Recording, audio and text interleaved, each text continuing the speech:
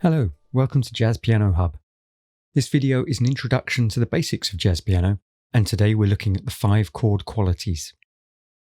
We'll be using scale tone sevenths, so please do check out the previous video if you don't know what they are. So, if we build a 7th chord on each degree of a major scale, we get 4 different types of chords or qualities. Chords 1 and 4 are major sevenths.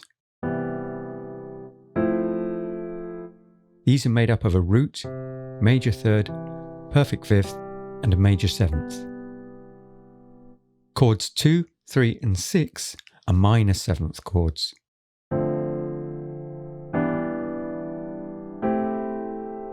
Made up of a root, minor third, perfect fifth, and flattened seventh. Chord 5 is a dominant seventh, built from a root, major third, fifth, and a flattened seventh interval. It's a major triad with a flattened seventh added. Jazz musicians just call this chord 7, so G7 for example, as opposed to G dominant 7.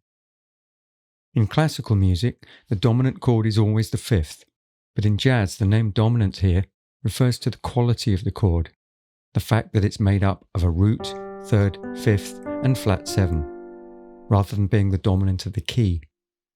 We can build a dominant quality of chord on any note. Carrying on with our scale tone sevenths, chord 7 is half diminished. You'll often see a half diminished chord written as a minor 7 flat 5, and that's a good way to work it out. It has a root, minor third, flattened 5th, and flattened 7th interval. The proper name is half diminished, which is also quicker to write and to say. So we can see that there are 4 naturally occurring chord qualities within the major scale.